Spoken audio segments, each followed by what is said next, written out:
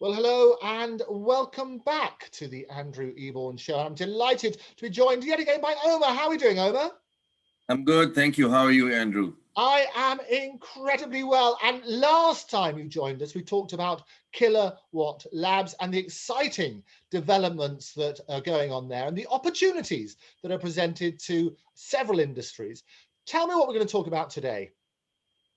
Well, Andrew, we're going to talk about how energy storage is critical or is a key element in the energy transition and decarbonization and efforts of for a sustainable planet, and how energy storage should be based on electrostatic technology as opposed to electrochemical technology. Sounds very cumbersome, but it isn't when I explain it. I know, I love it. And what I also love about these particular episodes is that we jargon bust. For those who are not familiar with the difference between electrostatic and electrochemical, give me a quick overview on what those are. So electrochemical storage is what we know as batteries. And batteries run on a electrochemical principle. So there's electricity and chemical processes happening. So for an electrochemical process to work, you need what is called an chemical electrolyte, which is your storage medium. So energy is stored in a battery, in a chemical electrolyte. So there's the presence of a chemical electrolyte. And then the exchange of energy. So when you store, you convert electrical energy into chemical energy to be stored in that chemical electrolyte through a chemical reaction. And when you want energy from the battery, it's the reverse process where the chemical electrolyte releases the chemical energy, and then there's a chemical reaction that converts that chemical energy back into electricity. So that's a chemical process, and that's an electrochemical process. An electrostatic process, both processes are hundreds of years old, Andrew. Remember that. In fact, capacitor storage or electrostatic storage was founded in 1746, and electrochemical storage, which is the battery, was founded in 1800.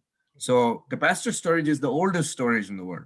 Anyway, capacitor storage or electrostatic storage is where electricity is stored as electricity. So there's no chemical reaction of converting electricity to chemical energy. And it is stored on the surface of the medium. The electrons come and just rest on the surface of the dielectric medium, which can be copper or aluminum or graphene. So it's a physical medium and not a chemical medium, which is, therefore you don't need a chemical electrolyte. So that's the primary difference between electrostatic and electrochemical. Electrostatic, if you walk on a carpet and you touch an object, you get a slight shock. So when you walked on the carpet, you were a capacitor and you generated electricity through that motion and stored it on the surface of your body. And then when you touched a metallic surface, there was a flow of electrons and there was that short circuit. So we are walking capacitors. Fantastic. I love it. When you can invest in us, I think that's a brilliant way of doing it. So tell me then, you say that for a sustainable planet, that's what we need to look at. We need to look at the electrostatic, not the electrical chemical. Why is that? Okay, so like I said, an electrochemical process or a battery requires a chemical electrolyte and a chemical reaction. These are the two fundamental reasons which create all the limitations of batteries. So a chemical electrolyte has a finite amount of capacity to store. So, but with every charge and discharge, that finite capacity is degrading. All right. So when you buy a battery, the day you buy a battery and you do the first application or charge of it or charge discharge of it, you lose capacity from day one. All right. So the chemical electrolyte is a degrading product. So you'll always have degradation along cycle life. Then secondly, with every cycle, because the capacity is degrading, the electrolyte will, in a finite period, lose its ability to hold charge. So therefore, you have the concept of a battery has died, I need a new battery, right? It's the fact that the electrolyte is losing its capacity to hold charge with every charge discharge cycle that you do. All right. So these problems can improve, electrolyte technology can improve, but they'll never go away, right? So you can get slightly longer life, you can get better degradation, but it's very marginal, the increments. The second problem is that, like I told you, that in the charge discharge process, there's a chemical reaction taking place. So when any chemical reaction takes place in science, heat is generated. All right. So the faster the chemical reaction, the more the heat is generated. All right.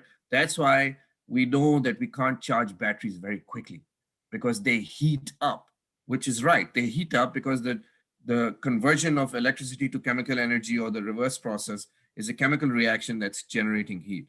So therefore, for rapid charging, all right, you need either an extensive cooling system or you can't do it. That's why you have to charge batteries typically in 4 hours or 6 hours or 8 hours. Yes, there are rapid charging stations and this and that, but what we don't hear, or what the battery manufacturers don't say, is that every time you rapid charge, you reduce the life, cycle life of the battery. All right. So rapid charging is possible, but because of the heat generation, it's gets affected, and it affects cycle life. So you can't. There's a limit to how fast you can charge a battery. All right. And then when heat is generated, it's a loss. So there's a round trip efficiency loss. All right. Now, because heat is being generated, external temperature will increase the heat already being generated by the batteries. That's why in hot countries, or countries where temperatures go above a certain level as normal ambient temperature, have a negative effect on batteries. Okay. So all these problems occur because of the presence of the chemical electrolyte and because of the presence of the chemical reaction. All right. And then when you dispose of them, you've got a chemical electrolyte to dispose of. And that's very, it's hard. And finally, because of the presence of the chemical electrolyte, there's a chemical substance in there. It's dangerous. When you say a battery blows up, or that's because of the chemical electrolyte catching fire, and the gases that emanate from that combustion, they explode because of the presence of that chemical. In electrostatic storage, there is no chemical electrolyte and there is no chemical reaction. So none of these problems exist. All right. The perfect solution. The perfect solution. Therefore, yes, it is. Now, the question is, why haven't, we thought of it? Why hasn't others thought of it? And, if this is the ultimate solution, why is so much happening in chemical storage? Electrostatic storage, which is really capacitor storage, also has certain limitations. And those limitations, we happen to come up with the solution of those limitations today. I'm sure in a few years, there'll be many other companies that will have figured it out and would have come up with a solution, for a similar solution to us. And there'll be many capacitor storage or electrostatic storage products in the market. And this transition from electrochemical to electrostatic will take place.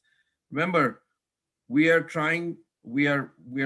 marching forward towards a sustainable planet. We have to save our planet. Now, the first thing we're doing is reducing greenhouse gas emissions and decarbonizing and removing carbon and handling the carbon problem. All right. But we don't want to handle the carbon problem by stopping polluting the atmosphere to going to polluting the landfill. Because all these batteries, lithium-ion and lead-acid batteries, well, lead-acid is different because it has a much better, more developed recycling process, but lithium-ion does not, okay? And all these millions of batteries that are being used are going into landfills, all right? By the time that recycling catches up, the recycling of lithium-ion batteries catches up, we'll have another problem on our hands with the hundreds of millions of batteries, lithium-ion batteries in landfills. And these lithium-ion batteries, when they catch fire, you know what the fire department says? Let it burn. We can't put it out. So we don't want to go from fossil fuels to from polluting the atmosphere to polluting our, Earth. So we have to be careful. Therefore, there is an answer, and it's a scientific answer. I am asked this question that, if something is too good to be true, it generally is. And my response is that supercapacitor storage or electrostatic storage appears too good to be true. It isn't too good to be true. It's a normal product. But it's being compared to electrochemical product, which is actually really limited, right? You have a loss in capacity. You have an electrolyte that's degrading. You have an electrolyte that's dangerous. You're affected by temperature. You're losing, you generate heat. So all those limitations make capacitor storage look too good to be true, but it isn't. It's how all storage should be. Yeah, and I think it's, as we say, it's getting rid of that jargon. I think the easiest way of getting things to be adopted is to flatten the learning curve, and that very clear explanation as to the difference and also the damage that's being caused. But what we like about that, rather than ranting or raving about the problem, we've got a solution, haven't we? Yes, supercapacitor storage. Fantastic. Well, Omer, always a delight. Thank you so much for joining me, and Thank you. look forward to seeing you next time. And if you'd like more information, you can pop along to Envisionation, pop along to the website where we are foreseeing and indeed forming the future. Lots of information there. Omer will be back, but for now, thank you for joining us. Bye-bye. Thank you. Thank you, Andrew. Bye.